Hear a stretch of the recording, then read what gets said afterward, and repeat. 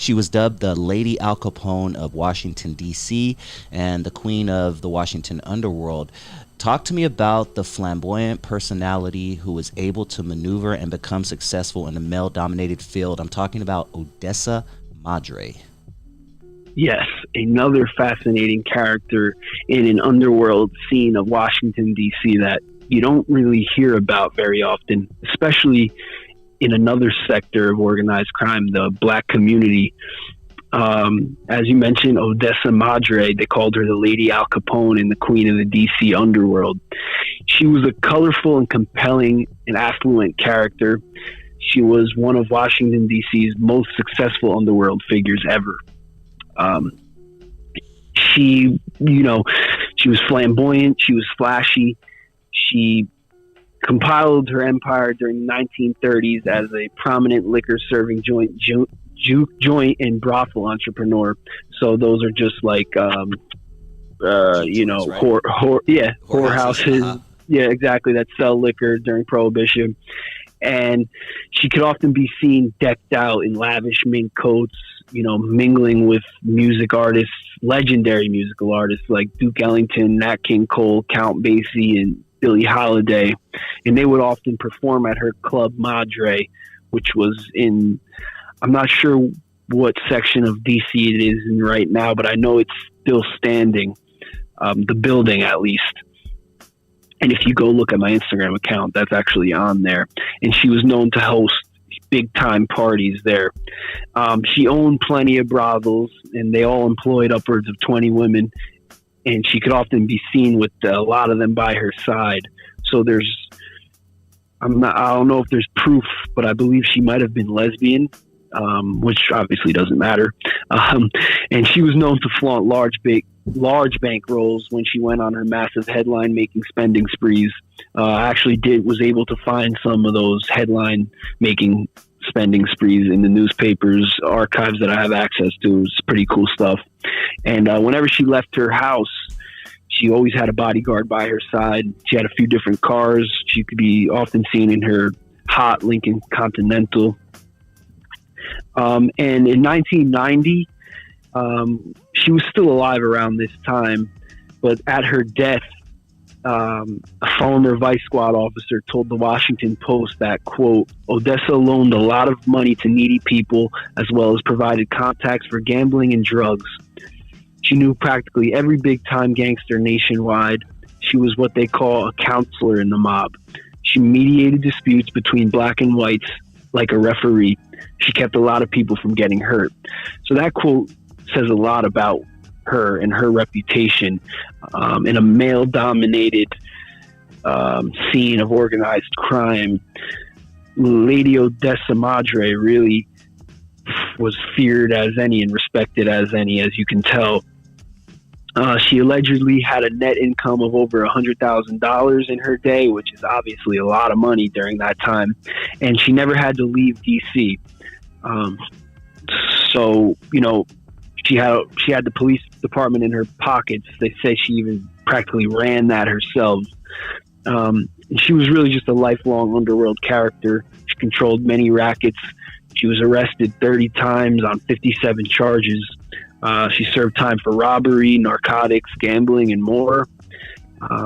And she died a sad death with really no money. They say she was really taken advantage of in her final days. And she actually passed penniless in 1990. And when you mentioned that post on my Instagram page, that post actually got lots of love. I think that this woman deserves like a movie on her life. There's a lot of gaps in her story, but I know she was a very prominent character in DC in every community. I mean, it's not too often that you hear of someone called Lady Al Capone. So she's a true queen pin, and I think she deserves to have her story come to the forefront a little bit, and it deserves to be known. So I think for the listeners, that's definitely somebody you might want to check out. There's not many pictures of her, but I also have a quote from her that I thought was cool. And it was, if you show them that money, if you got a wad, honey, they'll suck up to you like you was a Tootsie Roll. So I thought that was funny too. And she's definitely an intriguing character, Lady Odessa Madre, and one of my favorites actually to research. And when I came across her, I just knew I had to put something together on her life.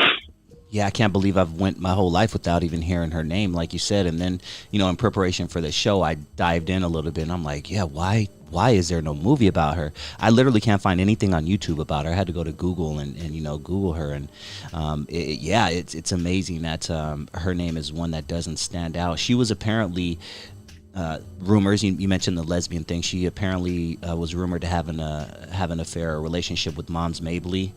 Right. And, I did see that. Yeah. I heard that. And as well, you mentioned that, you know, she was, everybody was cool with her, you know, the whites, the blacks. Apparently she grew up in an area that was half black, half Irish, which kind of helped her during her career, since a lot of her Irish, you know, the Irish people she grew up with ended up becoming high-ranking members of the Metropolitan Police. Yeah. Yep. And it's interesting too that you talk about how she was brought up in that black and Irish community. Like you said, I think that really helped her make a footing, just because, you know, Washington, D.C. now is like a pretty cultural place. But back then, a lot of the police departments were ran by like Irish guys in America, or Irish people. I'm not sure if you have any familiarity with that, but I know that was like... My last name is Sullivan, so there you go. Oh, yeah. Half white. You know what I'm saying? Then I know like a lot, just for example, like Nucky Thompson or Nucky Johnson, excuse me, from Atlantic City. Like he was the sheriff of Atlantic City. That's a big time Irish family. That's just an example. I know Chicago had their Irish police department. So being from that Irish community, I think that really helped her. And like I said, I think she at one point controlled some of the police departments in DC. Whether she was paying them off or she was just feared, you know, either way, she's definitely somebody that should have her story told on a larger scale. And like I said, that post that I made got more love than like any of my other posts. So I think she's somebody that really has caught the eye of some people. You know, she's very unique, of course. And like I said, I think she definitely deserves to have her story told more often than not. Talk to me about the Choctaw Kid, the battle at Alcatraz, and what you know about this guy. Yeah, Clarence Choctaw Kid Carnes, one of the lesser known but legendary prisoners at Alcatraz. Probably spent one of the longest stints there out of anybody. I know for sure that when he got there, he was the youngest inmate ever at Alcatraz. And of course, he was involved in the massacre that you mentioned. But yeah, very fascinating character. He gets his nickname, of course. I believe he was, his family members are from a tribe in Oklahoma. I believe that's the Choctaw tribe, of course. And I'm going to just read a little bit of my piece from him, on him, just as a little bit of an overview of how he ended up at Alcatraz, and then I'll go into his later life. The 18-year-old just boarded a boat while handcuffed and shackled to another prisoner. He was at the Rock as the youngest inmate to ever set foot on the island for America's most vicious criminals. As he walked toward the prison, he had no idea he'd become acquainted, even friendly, with some of the most legendary villains in U.S. history. What he did know was that the only thing that mattered was how he was going to break out of the place. So I think that's a good way to start. Yeah. So he ended up at Alcatraz ultimately over a murder and holdup at a gas station.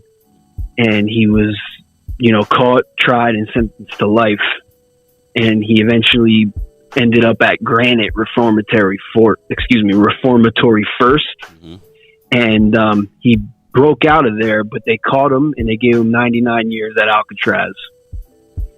So he ends up at Alcatraz, and in May of 46, I believe it was, he participated in the Battle of Alcatraz. I know I called it the massacre before. Sorry about that. I meant the Battle of Alcatraz, like you mentioned. And it was really a botched armed insurrection. Now, something that he did that was interesting during that Battle of Alcatraz was that he refused to, after breaking out with a few fellow inmates, he refused to shoot and kill any of the guards. And I think that's really what earned him some of the respect of some of the top prisoners at Alcatraz moving forward, because the other assailants were either killed or gassed to death, but he was allowed to live because he refused to kill any of the prisoners at the Battle of Alcatraz. So basically, you know, they broke out, got some guns, and fought the officers there. And I believe he got 7 years in isolation though after this, but still was allowed to live. And I'm not exactly sure when, but I'm sure he met Al Capone. The story goes that he played chess with Birdman Stroud and Bumpy Johnson, and he became a very good friend of the infamous Whitey Bulger. And in fact, the Choctaw Kid wrote a Bumpy Johnson biography, but it's never surfaced. I think it died with him. That would be something that I would love to get my hands on. Yeah. And apparently, allegedly, Birdman Stroud taught him how to play chess, and he was very close to Whitey Bulger, as I said, that when Carnes died, I believe it was in 88, they kind of buried him disrespectfully, you know, I think they buried him in like Kansas or something like that, just randomly without any, you know, it wasn't proper. And when Whitey Bulger found this out, he actually had his body dug up and transferred over to the Choctaw grounds in Oklahoma with a proper burial. And he bought him like a $4,000 casket, and, you know, was there with his other immediate family, and that was it. So that's how close Whitey Bulger was. Now, something that always gets me, being a huge Bumpy Johnson studier and fan, was that he had some, as I mentioned, he had a really great relationship with Bumpy Johnson. He knew him very well, knew him well enough to write his story. And legend has it that the quote-unquote bosses of Alcatraz, really, they were the only ones that were allowed to sit at like the top of I want to say they were like a bleacher section in the yard, because they were allowed to, you know, they were the only ones allowed to, you know, sit up there and get the view of the Bay Area and the skyline and all that. But one of those, every once in a while on those days, you might have caught the Choctaw Kid and Bumpy Johnson playing chess. So that shows you how well respected the Choctaw Kid was. I believe he was a very intelligent man too, avid reader and stuff like that. And then he eventually ended up at a halfway house in Kansas City, and I believe he broke parole and he went back to prison in Springfield, Missouri, and then he died there of AIDS in 88. But yeah, definitely a fascinating character who, you know, touched base with pretty much all of the legends at Alcatraz. And they say too that he, when those brothers escaped, or we don't know for sure if they escaped, was it the Anglin brothers, right? That he received a letter from one of them telling him that they made it out. So he always believed that. Yeah, he always said that they made it out. and actually broke free for sure and weren't killed. So that's pretty. Yeah. Yeah. Yep. He claimed he got a letter from them, and he said I think he also might have helped them plan it out too with a few other guys. Who is a mobster or a gangster or whatever the case is that they should do a next movie on in Hollywood? I would probably say Frank Matthews. So actually, I'm staying away from the Italian side. Do you want me to specifically mafia related? Whatever. No, mobster, anything. In mobster, gangster, anything. You know, Frank. You know. Yeah, I would say Frank Matthews. Okay, talk to me about Frank Matthews and who he is. Frank Matthews basically organized the black drug trade in the early 70s. You know, like many other New York City drug kingpins, started in the South, I believe North Carolina to be exact. He came up north, you know, and in Brooklyn. Black Caesar. Exactly. Yep. Okay, keep going. Yep. And he, you know, came up from North Carolina to Brooklyn and New York City, you know, kind of saw that the mafia, you know, was kind of controlling the black neighborhoods from a crime standpoint and making a lot of money off of them from, you know, the numbers racket, protection rackets, and more specifically in Frank Matthews' case, drugs and heroin, even to be even more specific. He saw that, you know, the mafia was controlling these things, especially the drug trade up to this point. So he kind of was a pioneering gangster who kind of, you know, took over the drug trade from the mafia. Not completely, but, you know, this is kind of what they say. The story goes in the early 70s, there were two meetings that he hosted in Atlanta, where he got pretty much all the top black drug dealers in the country together, you know, and said, hey, listen, like this drug trade thing, we can make a lot of money if we work together here. And we got to, you know, kind of, you know, take this from the Italians. You know, they're making money off of our neighborhoods. And this is an opportunity that's being taken, you know, right from under our noses. So that's really what Frank Matthews did. That's pretty much it's really significant. You can kind of say, kind of like a black Lucky Luciano in a way, or you said Black Caesar. And eventually, you know, by like 72, I believe, his case was really hot. And long story short, he pretty much ducked court, never to be seen again. So that's really, to this day, no one knows where he is, or he pretty much. There's been, you know, rumors that he might have been killed by the mob or by another, you know, underworld rival.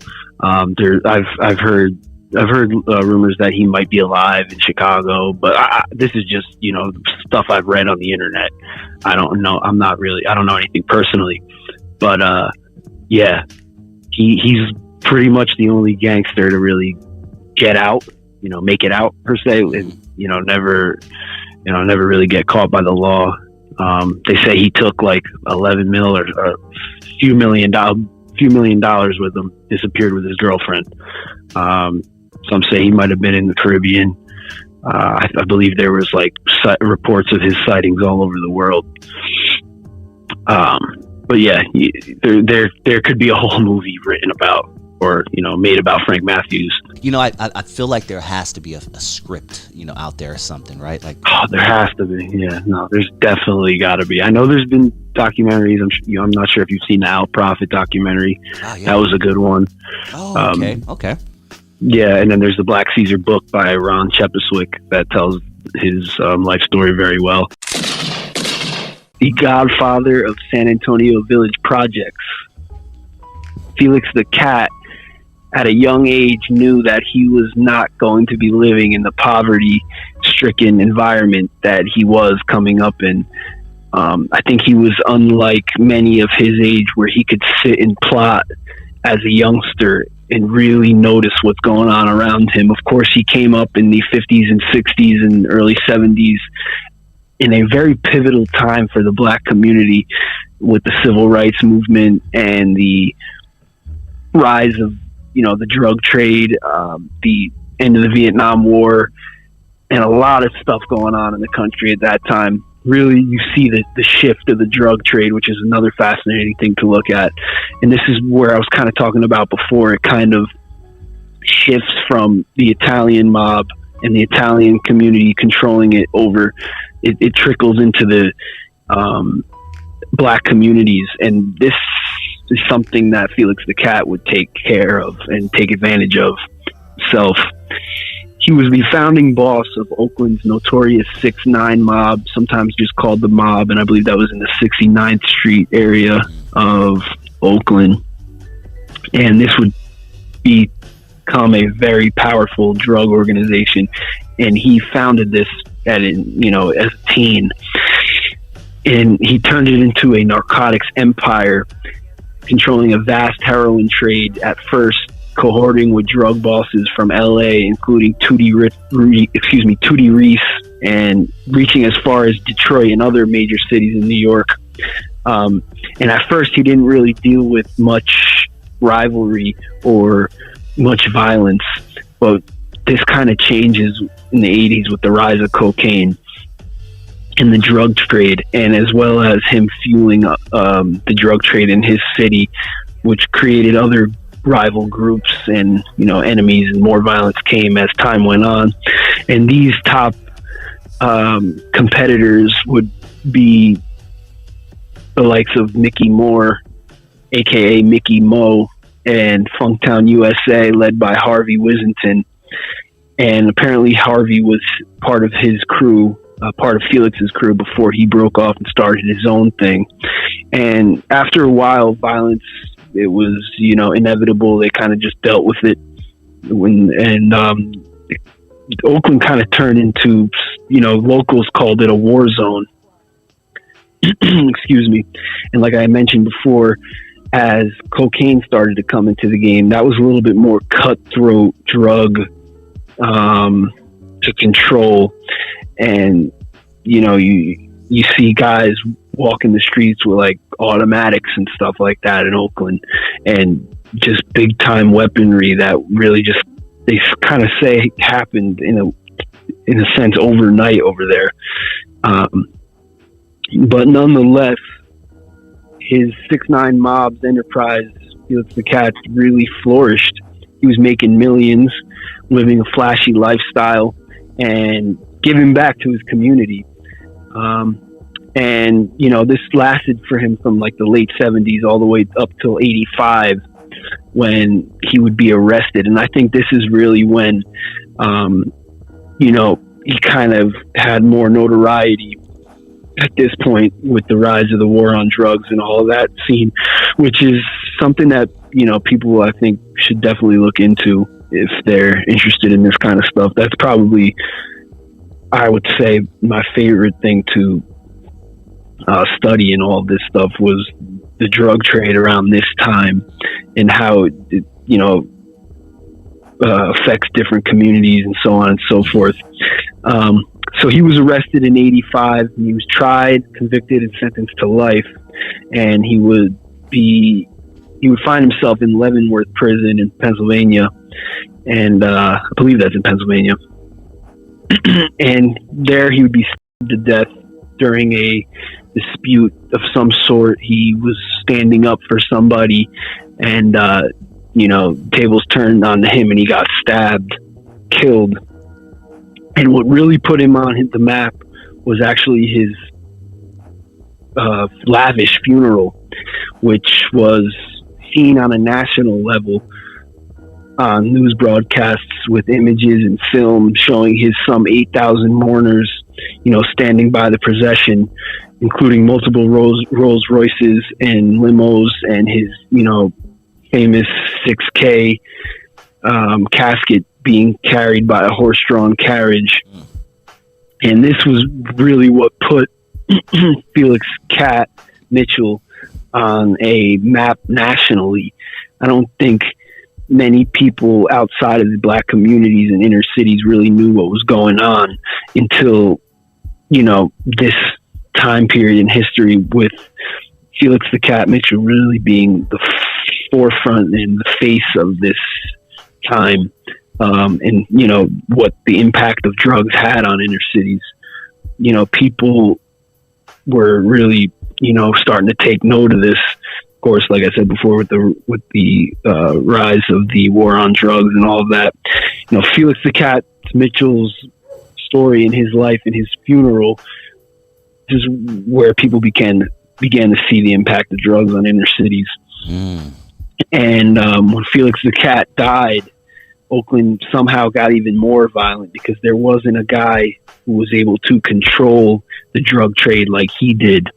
Now, this is something that's apparent in many cities of the time. You had your major players in pretty much every city, and it's comparable to as someone I always go back to. Same kind of thing happened in Harlem a little bit earlier when Ellsworth Bumpy Johnson died in the late 60s. You started to see a lot of new independent operators jumping into the drug game, and a lot more violence coming along too. So Felix the Cat Mitchell was the godfather of Oakland in that sense, of where he really demanded respect and he controlled it. And without him, all hell broke loose because there was nobody like him who can control the drug trade in his city. So Felix the Cat is another fascinating character. And of course, his enterprise would more or less be inherited by Lil D, Darryl Reed in Oakland with the rise of the crack era, which was a whole new time in itself. And, I kind of cut to the chase on the Felix the Cat Mitchell story, but he is a legend. And like I said, he is just one of many of his kind. This kind of thing was happening in many different cities. You had big time players in Philadelphia, New York City, Chicago. Detroit is another major city when it comes to the early days of the, black organized crime and black drug trade, stuff like that. So it's just a really fascinating time in organized crime history. Probably one of my favorites, just studying the shift of the drug trade. And like I said, Felix the Cat Mitchell was right at the top of that. And during this time period, before like the Lil D's of the world took over and crack was the big drug, were they making the majority of their money off of heroin? Is that safe to say?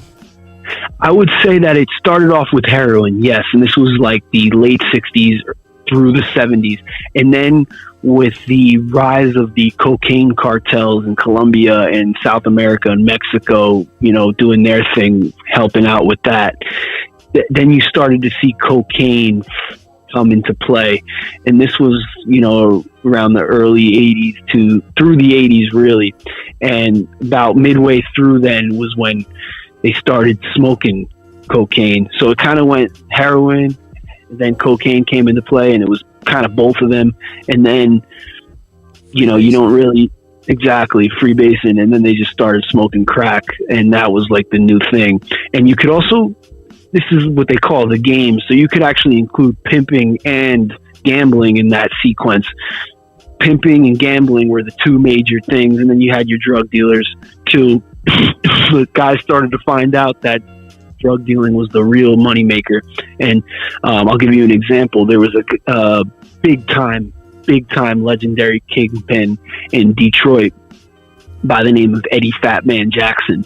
And him and a guy by the name of John Klassen, they were the pioneering dope dealers in heroin, dope wholesalers in Detroit,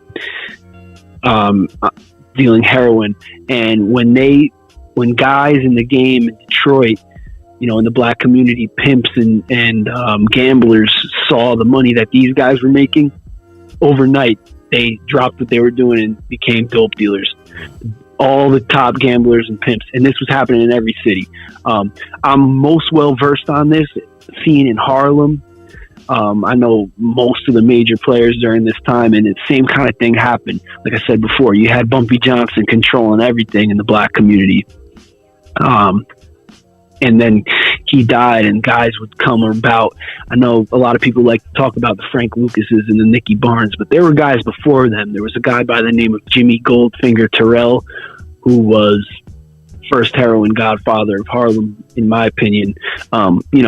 Post Bumpy Johnson, there was another guy by the name of Big Robbie Stepney. There was a guy by the name of Walter Grant, who started off as a lieutenant of Jimmy Goldfinger Terrell. But Jimmy Goldfinger Terrell was a major player. I believe that he might have even plugged Felix the Cat at one point.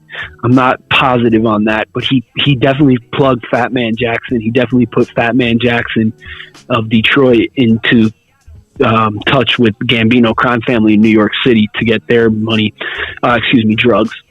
I'm rambling on about this. I'm, getting off, but yeah, it's my favorite time period, I think. So definitely a great thing to look at. Well, some might argue differently, but it's a time that I'm really fascinated about. I think if you're into this kind of stuff, it's something that some people should also look into.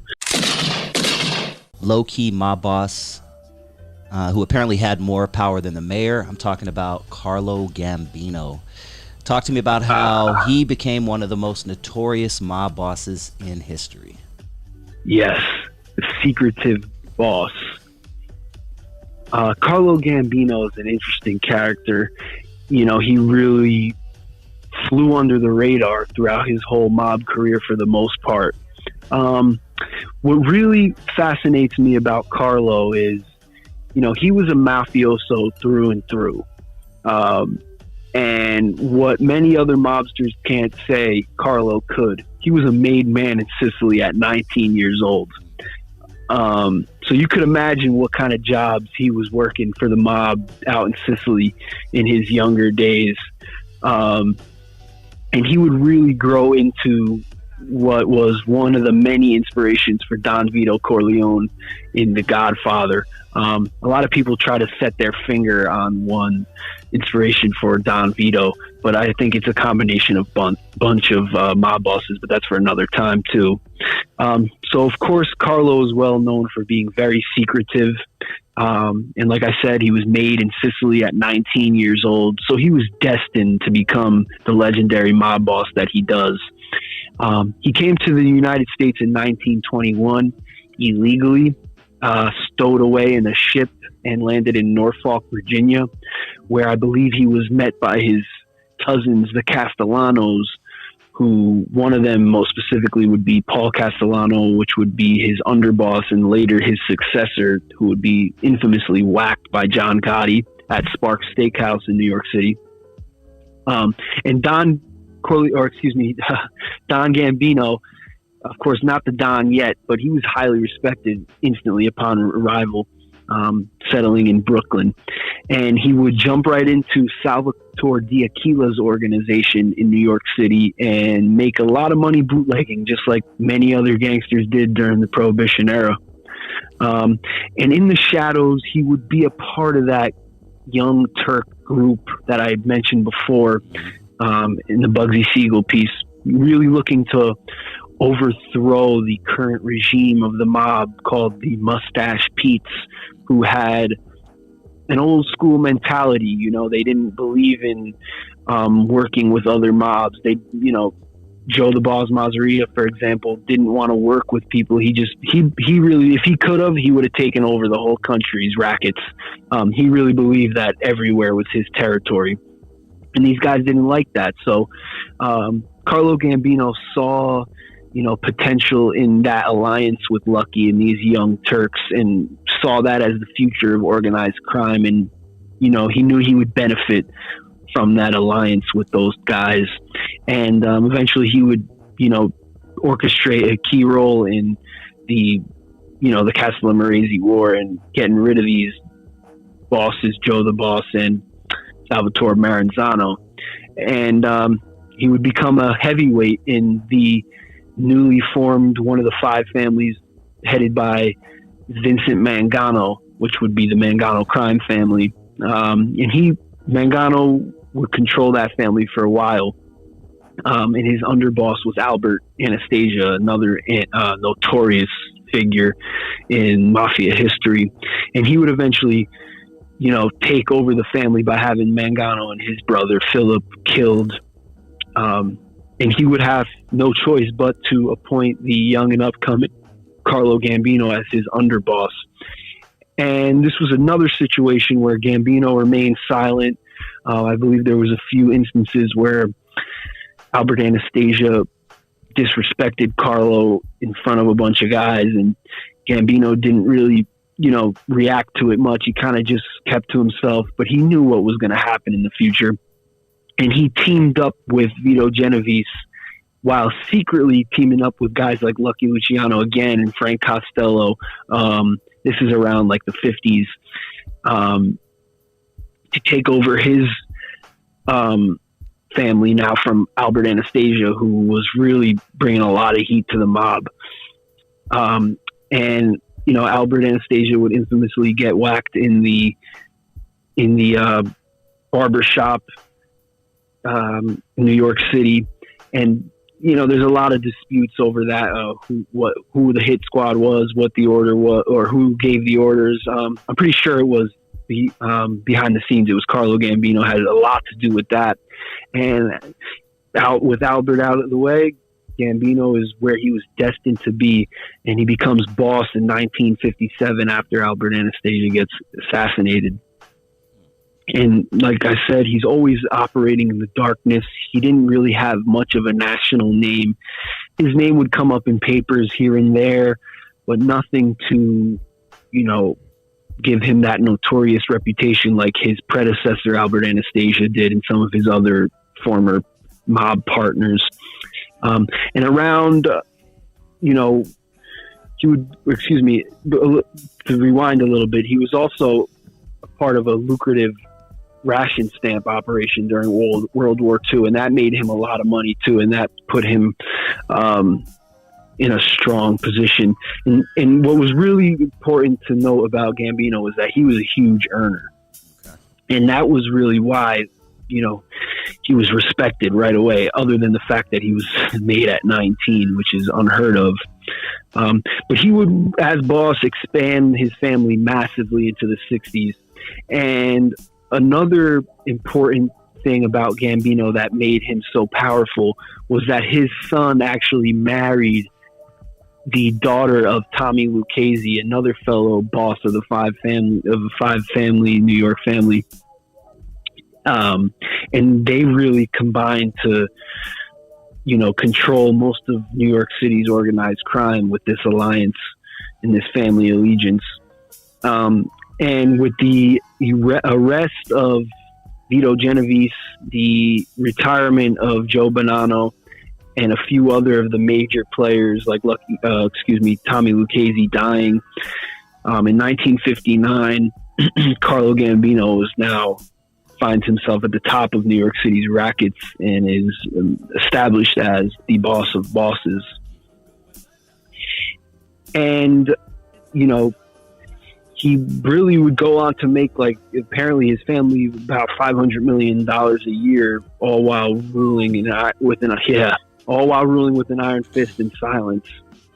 No attempts on his life. They say that agents and authorities would be, monitoring his house and stuff like that, and they could never get anything on him, and he would still operate his family with no problem.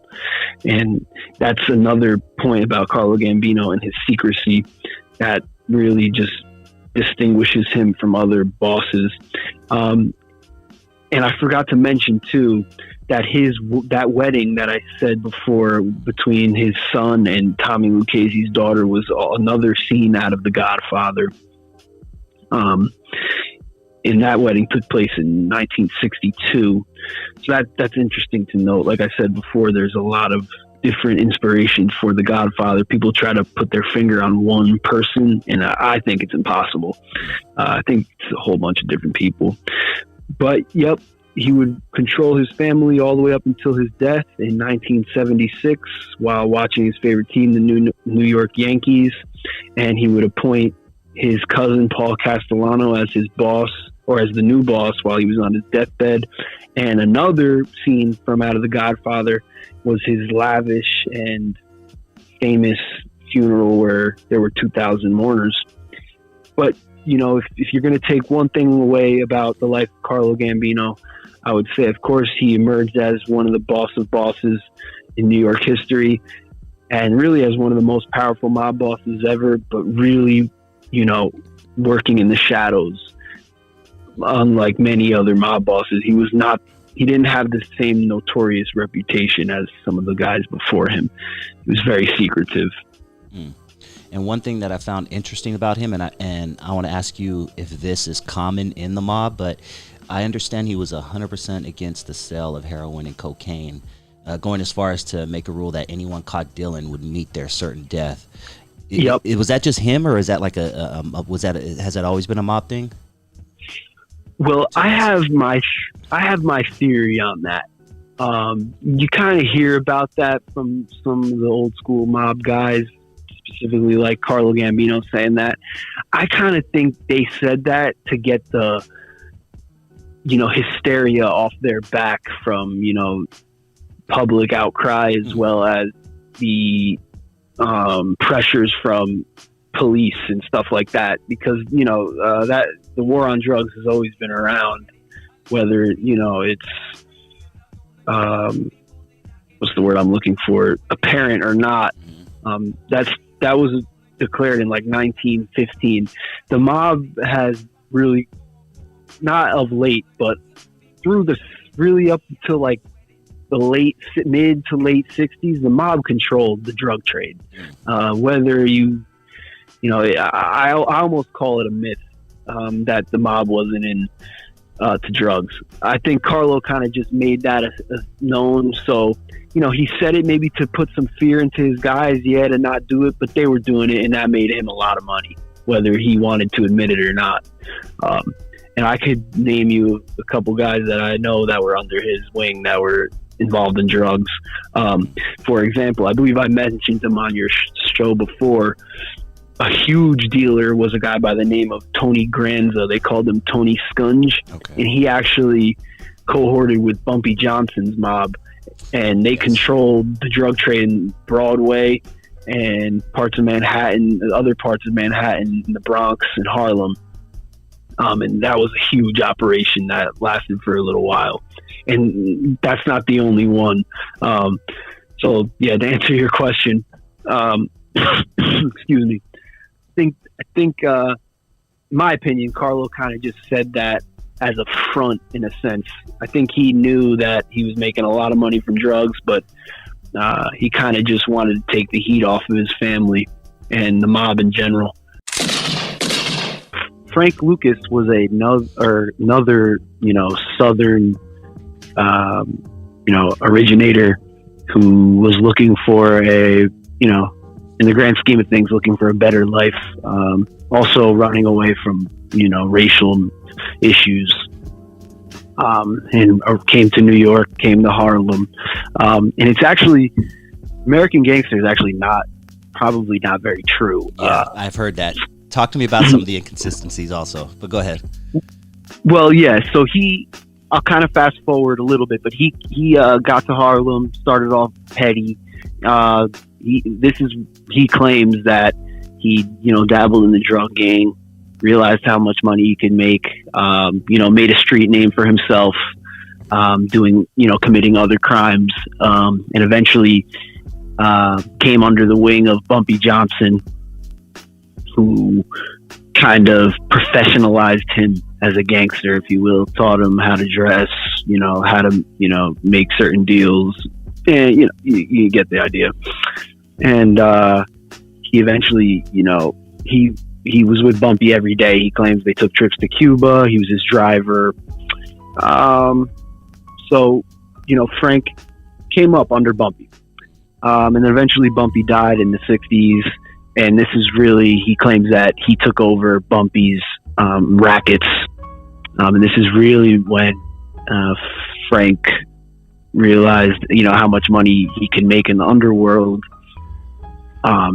So he didn't really want work as much. He thought running a numbers spot was boring for, so he got back into the drug business, started making a whole bunch of money with the Country Boys organization, which was his organization, which actually they say was likely, masterminded by his brother, Shorty Lucas. Then he says in his story that Frank says that he, went to the Golden Triangle and got a direct heroin connect for himself. And the Golden Triangle was outside of the country, right? In like Vietnam or something correct. like that? Yeah, like Southeast Asia. There you go.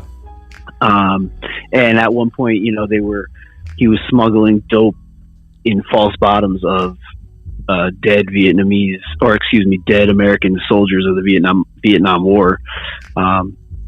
We don't know how true that is, because this story might have been hijacked from that of Sergeant Smack, who was actually a former military man out in Vietnam who was moving. He founded pretty much the drug trade in the Golden Triangle into America.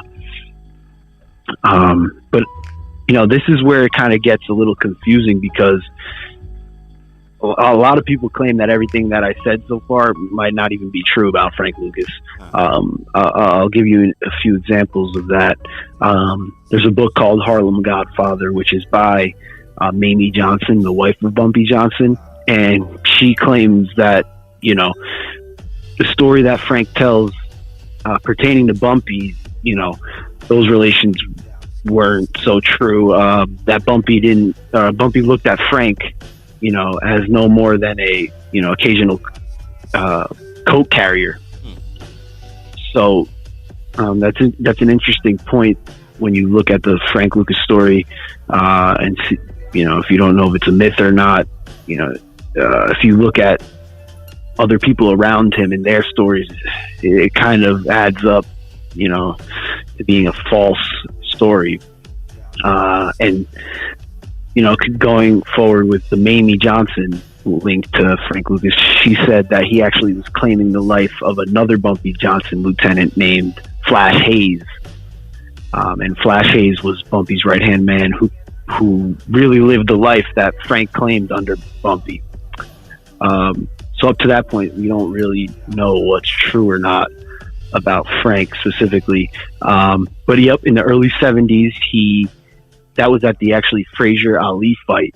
Mm-hmm. He claims that at that fight he was trying to make an example of the other drug bosses who were kind of talking shit to him at a previous fight in Atlanta, saying, "Oh, you New York boys are supposed to dress this and that." He was underdressed, I guess. So he said, "All right, I'll show you." He claimed that he spent $125K on a never before seen, chinchilla drop coat with the hat to match. So that was really, like you said, that put him on the scene. And it shut up the rest of the drug bosses. Now that there's a little connection there that I want to make. At around the same time is when Frank Matthews held his drug meetings in Atlanta. So I kind of feel like Frank, wanted to make the statement with the jacket at the Ali Frazier fight after one of those meetings, after the first meeting in 71. I don't know he could be telling the truth about the drug dealers at the Atlanta fight, but I think, he wasn't at that meeting that Frank Matthews hosted in Atlanta. I think he was pissed about that. He was known to have, not be well liked and have like a temper. I kind of think that was the statement he was trying to make. I could be wrong there, but that's kind of always the theory that I thought. But yeah, he said also, he claimed to say that, he saw Frank Matthews at the fight, and they made escalating wages on a bet on the Ali Frazier fight, and an FBI agent happened to be sitting in between them. This is what Frank Lucas claims. And it made wages all the way up to like $500K right in front of an FBI agent. And the agent, like you said before, was there like, oh, who the f- are these guys? But yeah, and then eventually Frank saw Frank Matthews disappear, a bunch of, Hollywood Munger with another drug dealer. And there was a couple others. He saw their careers, dissipate. And eventually in Teaneck, New Jersey, in the mid 70s, his house was raided. And the feds found a bunch of cash, no drugs, but a lot of cash at his home. He was sent to jail, and then they say he started ratting there. Long story short, and eventually, he was out after 2 years, and he denies that too, or he denied ever ratting as well. But I kind of skipped to this end there, but it's a deep story.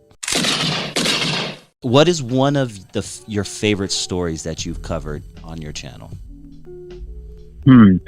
There's a lot, as you've seen, and I'm actually hoping to make it into a website, so it'll be, I could kind of go deeper in with the stories. But my favorite story is probably, I don't know, there's so many, but I'll probably say the Bumpy Johnson Babe Ruth story. Okay. And that's kind of just, it's not really a story, it's just a little tale. Talk about that and how Babe Ruth was connected to him. Yeah, so Harlem's Cotton Club in the 30s, especially, jazz was popping off. Harlem Renaissance, of course. It was really mostly the black culture epicenter of America, but party central. So Babe Ruth, arguably the greatest baseball player of all time, New York Yankee. His career was over by now. He was, they say he might have been a little depressed or whatever it may be, but he liked to go out and party. And he likely met, Harlem's godfather, Bumpy Johnson, at the Cotton Club, partying. And, they became tight. And one Christmas, I believe it was 1935 off the top of my head, could be wrong. One Christmas in the 30s, though, Babe Ruth actually gifted Bumpy with a golden Cartier pocket watch, and he engraved on it, to Bumpy, Merry Christmas. And that it was on sale at an auction, I think, in 2017, and that's kind of how I found out about that. So that's out there somewhere, that Cartier watch, which I wish I could, get my hands on. And that was going for like, over $10,000, I think. But yeah, that's just a cool little tale, if you will. The greatest baseball player of all time gave, Harlem's OG a golden Cartier watch, at Harlem, or maybe not at the Cotton Club, but that's where they met. It's just kind of it's a cool little story. Yeah, and it makes you wonder how many other prominent sports figures throughout the years were associated, with certain gangs. We already know that boxing, the mob has had their hands in boxing and things like that. Do you know about any other prominent sports figures? I'm sure it's Googleable, but do you know about any other prominent sports figures that were connected to the mob in some way? Oh yeah, all throughout the years, I would say one that's close to home for me is Joe DiMaggio, who was another Yankee legend. He was close to the Richie the Boot Boyardo mob. And if you're not familiar with him, he was a Newark gangster from Prohibition all the way until his death. When he was like in his 90s or 80s, he was old. And he was tight with Joe DiMaggio, along with his Tony Boyardo, his son. They hung out together at Boyardo's club or restaurant. It was called the Vittorio Castle in Newark, and DiMaggio actually, and his brother, who was a professional player, hung out with the Boyardo mob a lot. Jerry Katina, as I said, Richie the Boot Boyardo, his son.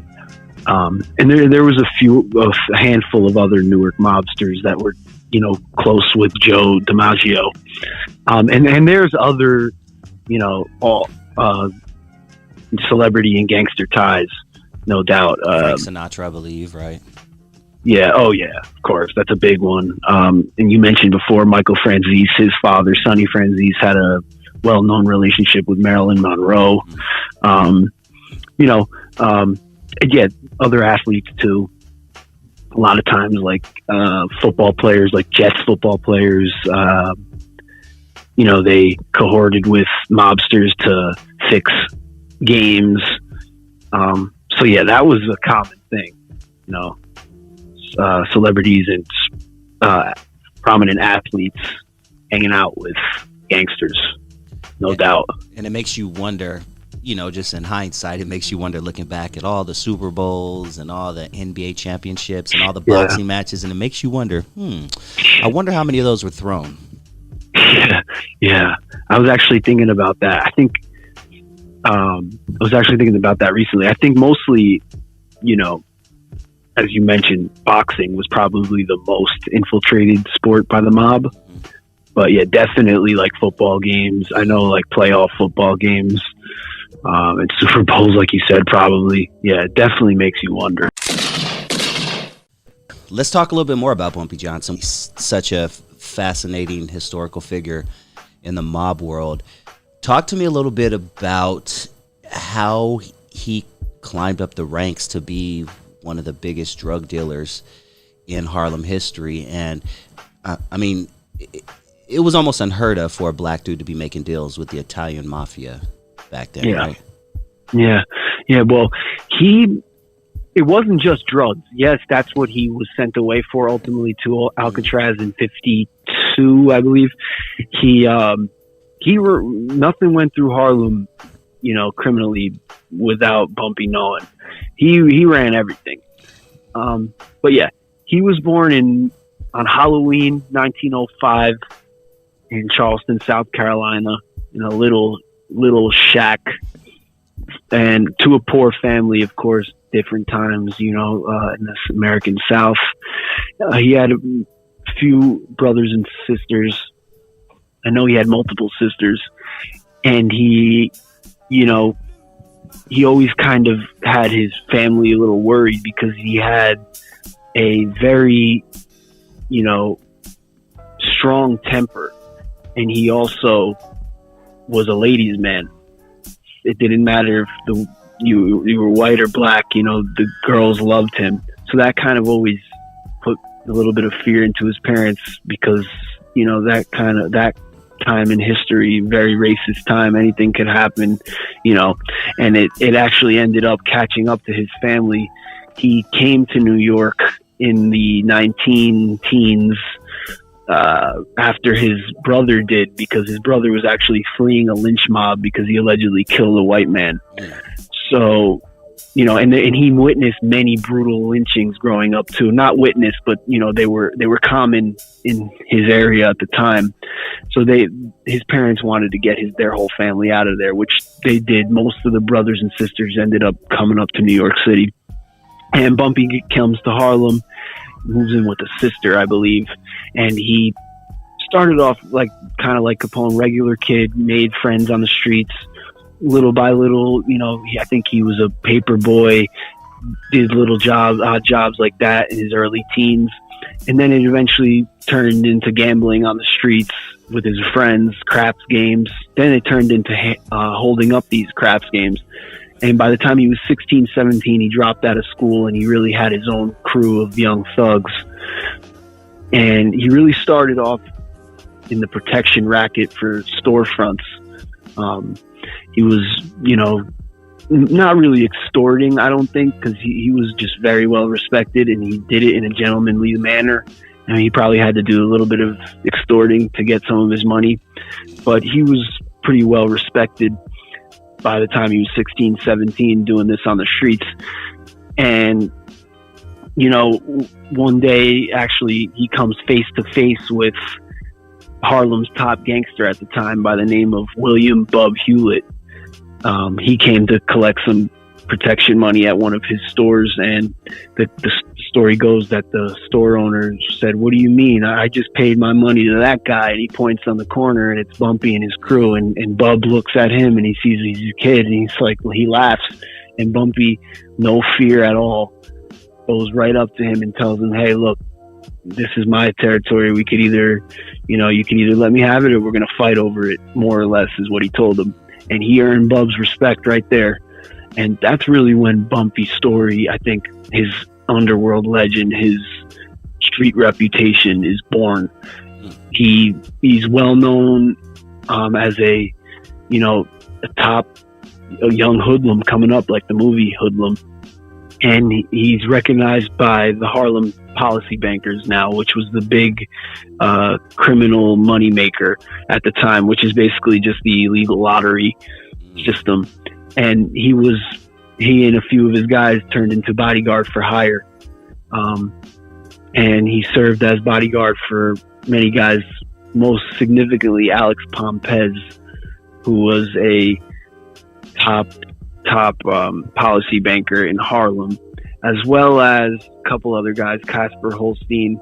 But there was one great story that was told by his wife in the book she wrote about him, Harlem Godfather, which is one of my favorites.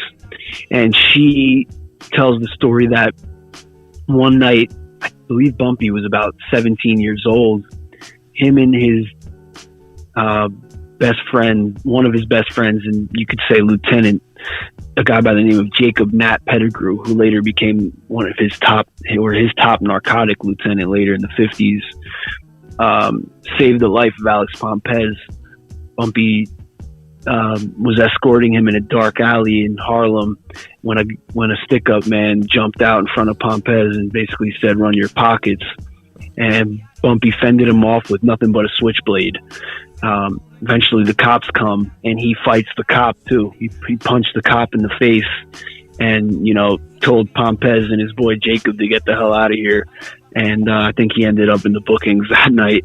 But that's a great story. And now, even more so, he's, really making a street name for himself. And then he becomes under the wing of, which is portrayed in the movie Hoodlum, of the famous Madame St. Clair, who was now emerging as the top policy banker. And then you have the whole war with Dutch Schultz when she was his, Bumpy was her street enforcer, protecting all of her rackets and getting in shootouts, whatever it may be, with Dutch Schultz's mob. And that's a really fascinating story. And eventually, little by little, Madame St. Clair drops out of the race. Dutch Schultz dies. And now Harlem is Bumpy's. He ends up in prison a little bit here and there. But even when he's gone, it's still his. He ends up, I know he spent some time in Leavenworth. And he still ran Harlem from there. And he would be the undisputed boss in the jail. Fast forward to early 1950s, he's sent away to Alcatraz on a narcotics bid. He and a few of his operators were, like I said before, Jacob Nat Pettigrew was cohorting with a couple of, actually, many people don't know this, but a couple of Italians.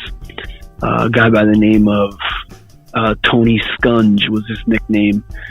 Can't remember his full name right now, but he was a Gambino crime family soldier. At the time, it was still Anastasia crime family. And they were they were the top dealers. They were pushing heroin in like the Broadway area in Harlem. So yeah, Bumpy ends up in Alcatraz, and now he's the boss of Alcatraz as far as the black inmates go. Oh, okay.